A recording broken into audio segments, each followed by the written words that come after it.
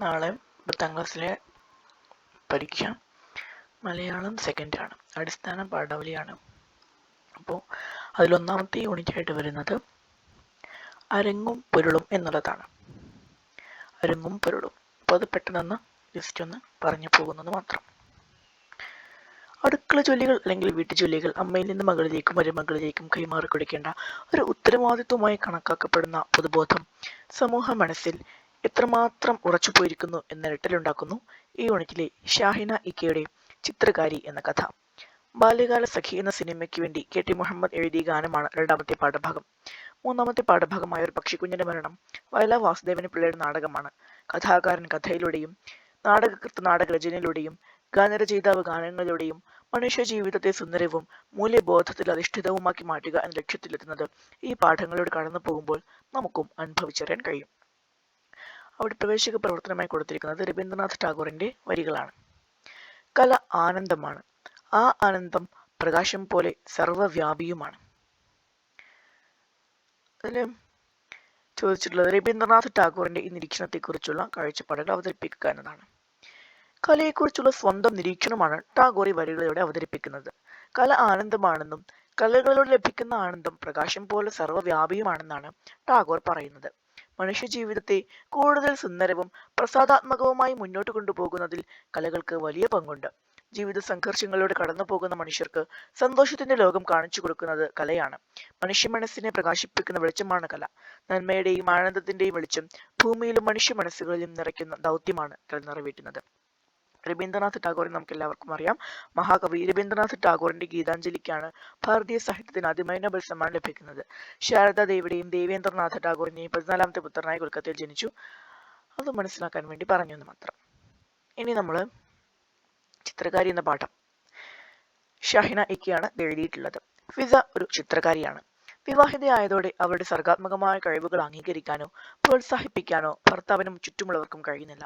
പെൺകുട്ടികളുടെ ജീവിതം അടുക്കളപ്പണികൾ ചെയ്യാനും വീടിനുള്ളിൽ ഒതുങ്ങിക്കൂടാനും മാത്രമുള്ളതാണെന്ന പരമ്പരാഗത ചട്ടക്കൂടിൽ നിന്നും പുറത്തു കടക്കാൻ ഫിസയ്ക്കും കഴിയുന്നില്ല. ചിത്രകാരി എന്ന കഥ ഫിസ എന്ന പെൺകുട്ടിയുടെ മാത്രം ജീവിതമല്ല. സ്വത്വബോധം പ്രകടിപ്പിക്കാൻ കഴിയാതെ പോകുന്ന കുടുംബിനികളുടെ ജീവിതവും ആത്മസംഘർഷങ്ങളും സൂക്ഷ്മതയോടെ ആവിഷ്കരിക്കുകയാണ് ഷാഹിന ഇക്കെ ഈ കഥയിലൂടെ നടത്തുന്നത്. ഇനി ഇവിടെ ഇത് ഈ ഒരു പാഠം വായിച്ച് നോക്കുക എന്നുള്ളതാണ്. ഇനി പാഠപുസ്തകത്തിൽ പറയുന്ന ക്വസ്റ്റ്യൻ ആൻസറിലേക്ക് പോകാം. പാഠപുസ്തകത്തിൽ പറയുന്ന ഒന്നാമത്തെ ക്വസ്റ്റ്യൻ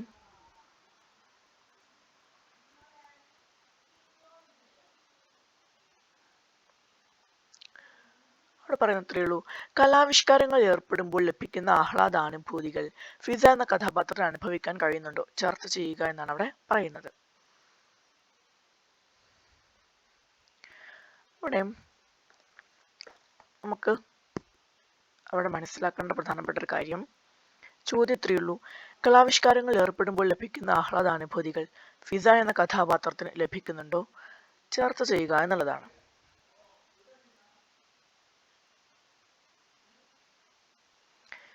വരയ്ക്കാനുള്ള കഴിവ് ജന്മസിദ്ധമായി ലഭിച്ച പെൺകുട്ടിയാണ് ഫിസ. വരയിലും എഴുത്തിലും അവൾ ആനന്ദം കണ്ടെത്തിയിരുന്നു. വിവാഹിതയായതോടെ അവളുടെ സർഗാത്മകതയ്ക്ക് വിലങ്ങ് വീണു.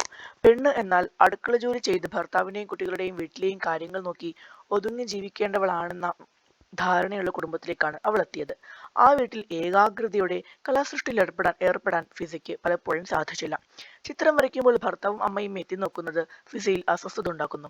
സ്ത്രീയുടെ ജീവിതം അടുക്കളയുമായി ബന്ധപ്പെട്ടാണ് നിലനിൽക്കുന്നതെന്ന് ഭർത്താവിന്റെ അമ്മ അവളെ ഇടയ്ക്കിടെ ഓർമ്മിപ്പിക്കുകയും ചെയ്യുന്നു. ജോലികളെല്ലാം തീർത്ത ശേഷം എഴുതാനോ വരയ്ക്കാനോ സമയം കണ്ടെത്തുമ്പോഴും പെൺകുട്ടികളുടെ കടമകളെക്കുറിച്ച് ഓർമ്മിപ്പിച്ച് പലരും ചുറ്റും നിൽക്കുകയാണ്. അവളിലെ കലാകാര്യം മനസ്സിലാക്കാനും പ്രോത്സാഹിപ്പിക്കാനും ആ വീട്ടിൽ ആരുമില്ല എന്നതായിരുന്നു സത്യം. കഥാവസാനം ഭർത്താവ് ഹാഫിസ് അവരുടെ കയ്യിൽ നിന്ന് ബ്രഷ് തട്ടിത്തെറിപ്പിക്കുന്നുണ്ട്. ആവിഷ്കാര സ്വാതന്ത്ര്യത്തിന് മേലുള്ള കടന്നുകയറ്റമാണിത്.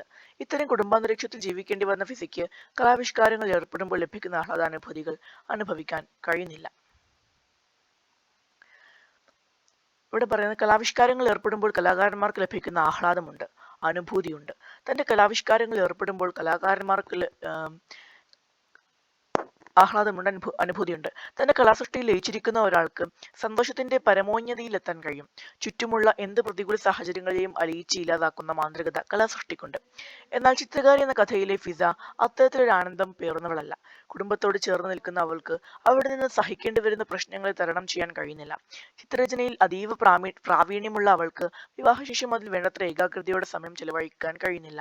ഭർത്താവിന്റെയും വീട്ടുകാരുടെയും പിന്തിരിപ്പൻ മനോഭാവത്തിൽ അവളുടെ കലാമൂല്യം ഇല്ലാതായി പോകുന്നുണ്ട്. തന്റെ ചിത്രരചനയെ ഏറെ സ്നേഹിക്കുന്ന ഫിസയ്ക്ക് പക്ഷേ അതിൽ മനസ്സർപ്പിക്കാൻ കഴിയാതെ കലാസൃഷ്ടിയിൽ നിന്നുള്ള ആഹ്ലാദാനുഭൂതികൾ വേണ്ടത്ര അവൾക്ക് ലഭിക്കുന്നില്ല എന്നതാണ് കാരണം. അയാൾ അവളുടെ കൈവിരലുകളിലേക്ക് ആണ്ടു നോക്കി.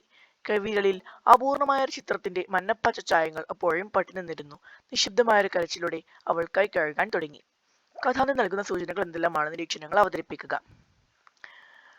ദൈവം തൊട്ട കൈവിരൽ എന്നും വിശേഷിപ്പിച്ച വിരലുകളാണ് ഫിസയുടേത്. എന്നാൽ ഭർത്താവായ ഹാഫിസിന് അവളുടെ കലാകാരിയെ പൂർണ്ണമായി മനസ്സിലാക്കാൻ കഴിഞ്ഞില്ല.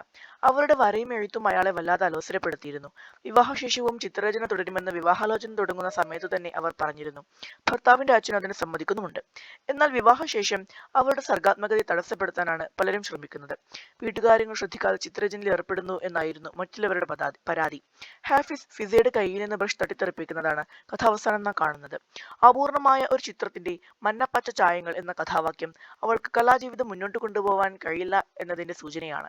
നിശബ്ദമായ കരച്ചിലോടെ അവൾ കൈ കഴുകാൻ തുടങ്ങിയെന്ന പ്രയോഗത്തിൽ കുടുംബജീവിതത്തിലെ കെട്ടുപാടുകളിൽ അകപ്പെട്ട് സർഗാത്മകമായ കഴിവുകൾ വേദനയോട് ഉപേക്ഷിക്കേണ്ടി വരുന്ന പെൺകുട്ടികളുടെ ജീവിതമാണുള്ളത്. കുടുംബജീവിതത്തിലേക്ക് പ്രവേശിച്ചതോടെ ഒരു കലാകാരിയുടെ ജീവിതം എപ്രകാരമാണ് മാറി മറയുന്നതെന്ന് ഈ കഥയിൽ ആവിഷ്കരിക്കുന്നു. വരയ്ക്കാതെ അവളൊക്കെയും മറന്നു പോയിരിക്കും. വരയ്ക്കാതെ എന്ന പദം ആവർത്തിക്കുന്നത് കൊണ്ട് വാക്യത്തിന് ആശയപരമായി എന്തെങ്കിലും മേന്മ ലഭിക്കുന്നുണ്ടോ? ഇത്തരം കൂടുതൽ ഉദാഹരണങ്ങൾ കണ്ടെത്തി പ്രയോഗഭംഗി വിവരിക്കുക. വര എന്നത് ഫിസയുടെ ജീവിതത്തിന്റെ ഭാഗമാണ്. ഏറെക്കാലമായി വരയ്ക്കാൻ സാധിക്കാതെ വര തന്നെ മറന്നുപോയ സാഹചര്യം ഈ ആവർത്തനത്തിലൂടെ വ്യക്തമാക്കുന്നുണ്ട്. വരയ്ക്കാനാകാതെ വരിക എന്നത് ഫിസയ്ക്ക് ഏറെ വിഷമമുണ്ടാക്കുന്ന കാര്യവുമാണ്. ഇത്തരം ആശയങ്ങൾ പകരാൻ വരയ്ക്കാതെ എന്ന പദം ആവർത്തിക്കുന്നതിലൂടെ സാധ്യമാകുന്നു. കൂടുതൽ ഉദാഹരണം നോക്കുകയാണെങ്കിൽ ക്യാൻവാസിൽ മഞ്ഞപ്പച്ചകളുടെ മാത്രം കാട്, ഇടയ്ക്ക് അവ്യക്തമായ ഒരു വഴി, കാടങ്ങനെ പടർന്ന് ഫിസ കാടിന്റെ ചിത്രം വരയ്ക്കുന്ന സന്ദർഭമാണ് ഇവിടെ വിവരിക്കുന്നത്. മഞ്ഞയും പച്ചയും കലർന്ന കാടിന്റെ ചിത്രം, കാടിന്റെ ഇടയ്ക്ക് കാണുന്ന അവ്യക്തമായ ഒരു വഴി. വരയ്ക്കും തോറും കാട് പടർന്നു വരുന്ന ദൃശ്യം കാണാൻ സാധിക്കുന്നു. പടർന്നു എന്ന ആവർത്തനത്തിലൂടെ വരയുടെ തുടർച്ചയും കാട് വളരുന്നതും അനുഭവിപ്പിക്കാൻ സാധിക്കുന്നു. ഇനി വെള്ളത്തിൽ കുതിർന്ന ബ്രഷ് പതിയെ കുടഞ്ഞ് അവൾ അപ്പോൾ പറഞ്ഞു, ഞാൻ പണിയൊക്കെ തീർത്തിട്ടാ ഉമ്മ. കല്യാണം ഉറപ്പിക്കാൻ പോവാന്ന് പറയുമ്പോഴും അവൾ പറയാ വര നിർത്തൂലാന്ന്. മുകളിൽ നൽകിയ കഥാസന്ദർഭങ്ങളും കഥയും വിശകലനം ചെയ്ത് ഫിസ എന്ന കഥാപാത്രത്തെ നിരൂപണം ചെയ്യുക. ഷാഹിന ഇക്കയുടെ ചിത്രകാരി എന്ന കഥയിലെ പ്രധാന കഥാപാത്രമാണ് ഫിസ. ദൈവം തൊട്ട കൈവിരലുകൾ ഉള്ള ചിത്രകാരി എന്ന് മറ്റുള്ളവരാൽ വിശേഷിപ്പിക്കപ്പെട്ട കലാകാരിയാണവൾ. എഴുത്തിലും വരയിലും ആനന്ദം കണ്ടെത്തിയിരുന്ന അവൾ വിവാഹശേഷവും അത് തുടരാൻ ആഗ്രഹിച്ചിരുന്നു. എന്നാൽ ആ ആഗ്രഹങ്ങൾക്ക് വിപരീതമായി പെൺകുട്ടികൾ അടുക്കളപ്പണി ചെയ്യാൻ മാത്രമുള്ളവരാണ് എന്ന ചിന്താഗതിയുള്ള ഒരു കുടുംബത്തിലാണ് അവൾ എത്തിപ്പെട്ടത്. കച്ചവടക്കാരനായ ഭർത്താവിനെ അവരുടെ എഴുത്തും വരയും അലോസരപ്പെടുത്തി. അസൂയപ്പെടുത്തുന്ന അവരുടെ കഴിവുകൾ അയാളിൽ അപകർഷബോധം നിറച്ചു. അവരുടെ ആവിഷ്കാര സ്വാതന്ത്ര്യത്തിന് തടയിടാൻ എത്തിനോട്ടങ്ങളിലൂടെയും അവഗണനയിലൂടെയും കുറ്റപ്പെടുത്തലിലൂടെയും മറ്റും ആ കുടുംബം ശ്രമിച്ചു. മൗനത്തിലൂടെ അതിനെയെല്ലാം അവൾ പ്രതിരോധിക്കാൻ ശ്രമിച്ചുകൊണ്ടിരുന്നു. ഹാഫിസിന്റെ അമ്മ എപ്പോഴും വീട്ടിലെ പണികളെക്കുറിച്ചും പെൺകുട്ടികളുടെ കടമകളെക്കുറിച്ചും അവളെ ഓർമ്മിപ്പിച്ചുകൊണ്ടിരുന്നു. പണിയൊക്കെ തീർത്തിട്ടാണ് ചിത്രം വരയ്ക്കുന്നതെന്ന് ഫിസ പറയുന്നുണ്ട്. അമ്മയുടെ വാക്കുകൾ കേട്ട് നിറകണ്ണുകളോടെ ഫിസ ഭർത്താവിനെ നോക്കുമ്പോൾ അയാൾ അവളെ അവഗണിക്കുകയാണ്.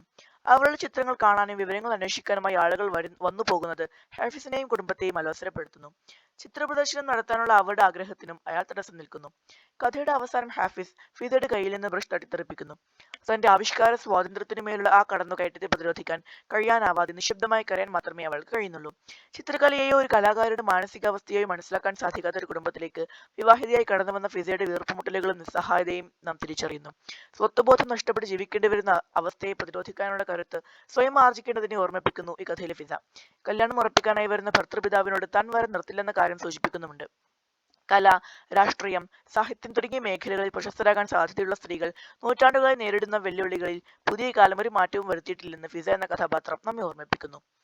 ചിത്രകാരിയിലെ ചിത്രങ്ങൾ കഥയുടെ ഭാവതലത്തെ ആവിഷ്കരിക്കുന്നതിന് എത്രത്തോളം പര്യാപ്തമാണ് പരിശോധിക്കുക. വളയിട്ട വലതുകൈയിലെ ചൂണ്ടുവിരൽ ബ്രഷായി മാറിയ ചിത്രം ദൈവം തൊട്ട കൈവിരലുകളുള്ള അനുഗ്രഹീതമായ ഒരു ചിത്രകാരിയുടെ സ്വത്വം വെളിപ്പെടുത്തുന്നു.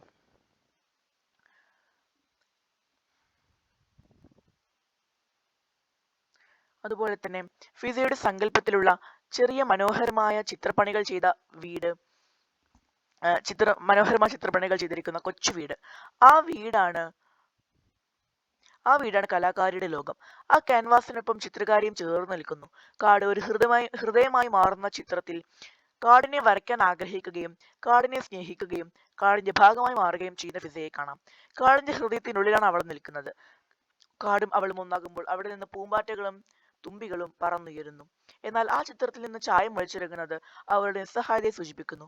താൻ ആഗ്രഹിച്ച രീതിയിൽ കലാജീവിതം മുന്നോട്ട് കൊണ്ടുപോകാനാവാത്തതിലുള്ള ഫിസയുടെ ദുഃഖമാണ് ചായം ഒളിച്ചിറങ്ങുന്ന ഹൃദയം കൊണ്ട് സൂചിപ്പിക്കുന്നത്. കഥയുടെ പ്രമേയവുമായി ഭാവതലങ്ങളുമായി ചേർന്ന് നിൽക്കുന്നവയാണ് ഈ ചിത്രങ്ങളെല്ലാം തന്നെ. ഇനി 6ാമത്തെ ചോദ്യം. അടുപ്പത്ത് പണി ഒരു കടലാ ഫിസേ, അതങ്ങോട്ട് തീർന്നു എന്ന് പറയാൻ പറ്റെങ്ങനെ? അതിന്റെ പെയിന്റടി പോലല്ല അത്.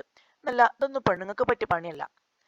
സമ്മേളനത്തിന് കവിത വായിച്ച പെൺകുട്ടിയെ ഇഷ്ടപ്പെട്ടു എന്ന് പറഞ്ഞതിന് ഇവിടെ വലിയ പുകലായിരുന്നു അത്രേ. എന്താ, ശരിയല്ലേ? എന്തിനാ പാട്ടും കഥയും? അമ്മ പറയണത് പോലെ പെണ്ണയാൽ ചോറും കറിയും വരണം. ഓർമ്മയുടെ ഞരമ്പ്, KR മീര. മുകളിൽ നൽകിയ രചനാ സന്ദർഭങ്ങളിൽ തെളിയുന്നത് പോലുള്ള അവസ്ഥകൾ സമൂഹത്തിൽ ഇന്നും നിലനിൽക്കുന്ന ഒരു ചർച്ച സംഘടിപ്പിക്കുക. ഷാഹിൻ അയ്യക്കയുടെ ചിത്രകാരി എന്ന കഥയുടെയും KR മീരയുടെ ഓർമ്മയുടെ ഞരമ്പ് എന്ന കഥയുടെയും പശ്ചാത്തലം സമാനമാണ്. ചിത്രകാരിയാണ് ഒരു കഥയിലെങ്കിൽ അടുത്ത കഥയിൽ എഴുത്തുകാരിയാണ്. പൂർണ്ണമായി കലയിലോ കഥയിലോ മുഴുകാൻ സാധിക്കാത്ത പെൺകുട്ടികളുടെ അവസ്ഥ 2 കഥകളിലും കടന്നു വരുന്നു. ഫിസ ചിത്രം വരയ്ക്കുമ്പോൾ ഭർത്താവിന്റെ അമ്മ അടുക്കളപ്പണിയെക്കുറിച്ചാണ് ഓർമ്മിപ്പിക്കുന്നത്. അതൊരു കടലാണെന്നും അത് ഒരിക്കലും തീരില്ലെന്നും പറയുന്നു. ചിത്രം വരെ പോലെയല്ല അത്. അതുമാത്രമല്ല, ചിത്രം വരെയൊന്നും പെണ്ണുങ്ങൾക്ക് പറ്റിയ പണിയല്ല താനും. ഫിസയിലെ കലാകാരിയെ മനസ്സിലാക്കാൻ ആ അമ്മയ്ക്ക് സാധിക്കുന്നില്ല. എന്തിനാ പാട്ടും കഥയും?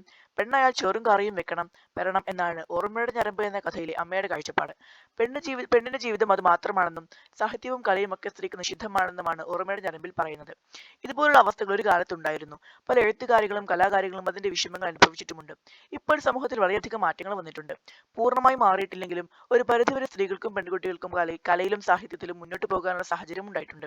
അടുക്കളയും വീട്ടുജോലികളും മാത്രമല്ല ജീവിതമെന്നും തന്റെ സർഗാത്മകതയും സ്വാതന്ത്ര്യവും പ്രധാനമാണെന്നും വിശ്വസിക്കുന്ന എഴുത്തുകാരികളും കലാകാരികളും ധാരാളമുണ്ട്. അവർ നിർഭയം മുന്നോട്ട് പോകുന്നു. സ്ത്രീ ശാക്തീകരണത്തിന്റെ ഫലമായി സമൂഹത്തിന്റെ കുടുംബത്തിന്റെ ചിന്താഗതിയിൽ ഏറെ മാറ്റങ്ങൾ ഉണ്ടായിട്ടുണ്ട്. എങ്കിലും യാഥാസ്ഥിതിക ചിന്താഗതിയിൽ ചിലർ ഇപ്പോഴുമുണ്ട്. പുതിയ തലമുറയിലെ പെൺകുട്ടികൾ ഇത്തരം വിവേചനങ്ങളെ മറികടന്ന് മുന്നേറുക തന്നെ ചെയ്യും. ഇനി കൂടുതൽ ചോദ്യങ്ങളും ഉത്തരങ്ങളും. 1 മാർക്കിന്റെ ചോദ്യം. 4-5 വരെയും കുറിയും. ഇതൊക്കെ ആർക്കാ പറ്റാത്തെ? ഇവിടെ തെളിയുന്ന ഭാവം ഏതാണ്? ദുഃഖം, പുച്ഛം, സഹതാപം, ആത്മവിശ്വാസം. പുച്ഛമാണ് ഇവിടെ തെളിയുന്നത്. 2 ദൈവം തൊട്ട കൈവിരലുകൾ. ആരുടെ കൈകളെ കുറിച്ചാണ് ഇങ്ങനെ പറയുന്നത്? ഉമ്മയുടെ, ബാപ്പയുടെ, ഫിസയുടെ, ഹാഫിസിന്റെ. ഫിസയുടെയാണ്. 3 അടുപ്പത്തെ പണി ഒരു കടലാ ഫിസേ. കടൽ എന്നതുകൊണ്ട് അർത്ഥമാക്കുന്നത് എന്താണ്? ആഴമുള്ളത്, ബുദ്ധിമുട്ടേറിയത്, ഒരിക്കലും തീരാത്തത്, വളരെ എളുപ്പമുള്ളത്, ഒരിക്കലും തീരാത്തത്. 4-5 വരെയും കുറയും. അടിവരയിട്ട പ്രയോഗം അർത്ഥമാക്കുന്നത് എന്താണ്? എഴുത്തും വായനയും. വരയും കുറയുന്നതാണ് അടിവരയിട്ടിരിക്കുന്നത്. എഴുത്തും വായനയും, വരയും എഴുത്തും, ചിത്രം വരയ്ക്കൽ, ശ്രദ്ധയില്ലായ്മ. വരയും എഴുത്തുമാണ് വരയും കുറയും എന്നാണ് ഉദ്ദേശിക്കുന്നത്. തറവാട് വീടിന്റെ കോലായ ചുമരിലും ഇരിപ്പുമുറിയിലും കൂടി കണ്ടിരുന്നു ചിലതൊക്കെ. അടിവരയിട്ട പദത്തിന്റെ വിഗ്രഹരൂപം എന്ത്? കോലായ ചുമർ. കോലായയിലെ ചുമര്, കോലായയുടെ ചുമര്, കോലായയും ചുമരും, കോലായയുള്ള ചുമര്. കോലായയുടെ ചുമര് എന്നാണ്. ഈ 2 മാർക്കിന്റെ ചോദ്യം. അയാൾക്ക് ആകപ്പാടെ വിസ്മയം തോന്നി, ഒരിത്തിരി അപകർഷവും. ഹാഫിസിന് ഇങ്ങനെ തോന്നാൻ കാരണം എന്തായിരിക്കാം? കലപില സംസാരിക്കുന്ന, ആഭരണങ്ങൾ ഇഷ്ടപ്പെടുന്ന, സിനിമയെയും ഫാഷനെയും കുറിച്ച് എപ്പോഴും സംസാരിക്കുന്ന പെൺകുട്ടികളെ മാത്രമാണ് ഹാഫിസ് അതുവരെ കണ്ടിരുന്നത്. അധികം സംസാരിക്കാത്ത, നിറങ്ങളെ ഇഷ്ടപ്പെടുന്ന ഫിസ അവരിൽ നിന്നെല്ലാം വ്യത്യസ്തയായ പെൺകുട്ടിയാണ്. അവരുടെ പ്രായത്തിൽ കവിന പക്വതയും സർഗാത്മക കഴിവുകളുമാണ് അയാളെ വിസ്മയവും അപകർഷവും നിറക്കുന്നത്. 7 ഫിസയുടെ ബ്രഷ് ഇപ്പോൾ ഒരു കാട് തീർക്കുകയാണ്. മുത്തശ്ശി കഥ പറഞ്ഞു തീർത്തപ്പോഴേക്കും ഉണ്ണി ഉറക്കം പിടിച്ചിരുന്നു. 2 വാക്കുകളിലും തീർക്കുക എന്ന പദം നൽകുന്ന അർത്ഥവ്യത്യാസം കണ്ടെത്തുക. ആദ്യത്തെ വാക്യത്തിൽ വരച്ചുകൊണ്ടിരിക്കുകയാണ് എന്ന അർത്ഥത്തിലാണ് തീർക്കുകയാണെന്ന് പ്രയോഗിച്ചിരിക്കുന്നത്. 2ാമത്തെ വാക്യത്തിൽ തീർത്തു എന്ന് പ്രയോഗിച്ചിരിക്കുന്നത് പൂർത്തിയാക്കി എന്ന അർത്ഥത്തിലാണ്. 4 മാർക്കിന്റെ ചോദ്യം. കുറിക്കുന്നതോ പോറിയിടുന്നതോ എന്തെന്ന് അയാൾ ഒരിക്കലും ചോദിക്കാൻ പോയിട്ടില്ല. അവൾ കാണിച്ചിട്ടുമില്ല.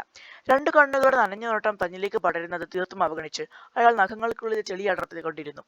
എന്തെന്നില്ലാതെ അയാളെ വല്ലാതെ അലസരപ്പെടുത്തിയിരുന്ന, അപകർഷപ്പെടുത്തിയിരുന്ന അവളുടെ വര. തന്നിരിക്കുന്ന സന്ദർഭങ്ങളിൽ നിന്ന് വ്യക്തമാക്കുന്ന ഹാഫിസ് എന്ന കഥാപാത്രത്തിന്റെ സ്വഭാവ സവിശേഷതകൾ വിലയിരുത്തുക. ചിത്രകാരിയായ ഫിസയുടെ ഭർത്താവാണ് ഹാഫിസ്.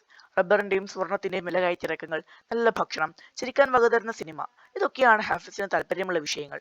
ഭാര്യയായി വന്ന പെൺകുട്ടി ചിത്രരചനയിലും എഴുത്തിലും താല്പര്യമുള്ളവളാണെന്ന് ഹാഫിസിന് അറിയാമായിരുന്നു. വരയ്ക്കുമ്പോഴേക്ക് എത്തിനോക്കുന്നത് ഫിസയ്ക്ക് അസ്വസ്ഥതയുണ്ടാക്കും എന്നറിയാമെങ്കിലും ഹാഫിസ് എപ്പോഴും അങ്ങനെ തന്നെ ചെയ്തുകൊണ്ടിരുന്നു. അവൾക്ക് പിന്തുണ നൽകാൻ അയാൾ ഒരിക്കലും തയ്യാറായിട്ടില്ല. അവൾ എഴുതുന്നതോ വരയ്ക്കുന്നതോ എന്തെന്ന് ചോദിക്കാനോ കാണാനോ അവൾ അംഗീകരിക്കാനോ അയാൾ ശ്രമിച്ചിട്ടില്ല. പെണ്ണുങ്ങൾ അടുക്കളപ്പണി ചെയ്യേണ്ടവരാണ് എന്ന് പറഞ്ഞ ഉമ്മ മാനസികമായി അവൾ തകർക്കുമ്പോൾ അയാൾ ഒരിക്കലും അവൾക്കൊപ്പം നിൽക്കാൻ കൂട്ടാക്കിയിട്ടില്ല.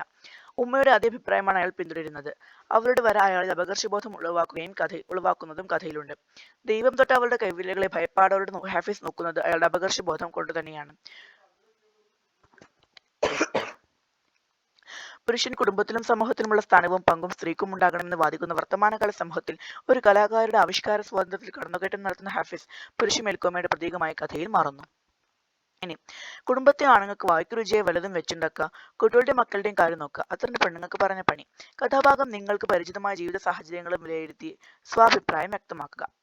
ഭർത്താവിനും കുട്ടികൾക്കും വായ്ക്കുരുചിയായി ഭക്ഷണം വെച്ചുണ്ടാക്കി കൊടുത്ത് കുട്ടികളുടെയും വീട്ടിലെ മറ്റുള്ളവരുടെയും കാര്യങ്ങൾ നോക്കി വീടുമായി ബന്ധപ്പെട്ട എല്ലാ ജോലികളും ചെയ്ത് വീടിന്റെ 4 ചുവരുകൾക്കുള്ളിൽ കഴിയേണ്ടവളാണ് സ്ത്രീ എന്ന ചിന്താഗതിയാണ് ഉമ്മയുടെ വാക്കുകളിലുള്ളത്. സ്ത്രീയുടെ പാരതന്ത്ര്യത്തിന്റെ ഈ ചരിത്രം ഇന്നും ഇന്നലെയും തുടങ്ങിയതല്ല. വീടും കുടുംബവും ചുറ്റുപാടുകളുമാണ് ഇന്നും പല സ്ത്രീകളുടെയും ലോകം. പലതരം അതിക്രമങ്ങൾക്ക് സ്ത്രീകൾ ഇന്നും വിധേയരാകുന്നു. എന്നാൽ അടുത്ത കാലങ്ങളായി സ്ത്രീ വ്യവസ്ഥയ്ക്ക് മാറ്റം വന്നിട്ടുണ്ടെന്ന് പറയാം. വിദ്യാഭ്യാസത്തിലും തൊഴിൽ മേഖലയിലും സ്ത്രീകൾ ഏറെ ദൂരം മുന്നോട്ട് പോയി കഴിഞ്ഞു. പല കുടുംബങ്ങളിലും പുരുഷനൊപ്പം സ്ത്രീക്കും തുല്യസ്ഥാനം ലഭിക്കുന്നുണ്ട്. അങ്ങനെയൊരു സമൂഹത്തിൽ മാത്രമേ യഥാർത്ഥമായ പുരോഗതി ഉണ്ടാകൂ എന്നാണ് കഥ പറയുന്നത്. ഇനി ആസ്വാദനം തയ്യാറാക്കുക. ഭാഗവതം.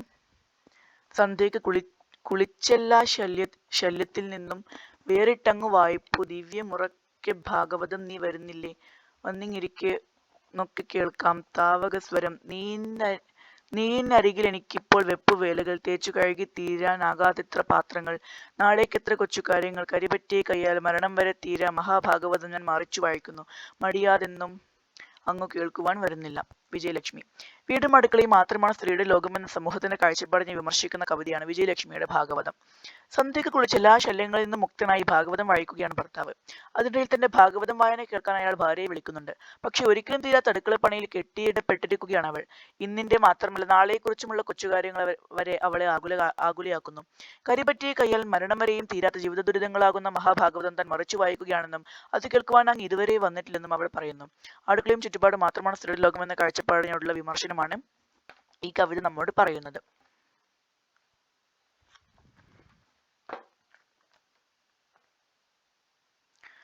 കൽബിലെ നിലാവ്. താമരപ്പൂങ്കാവനത്തിൽ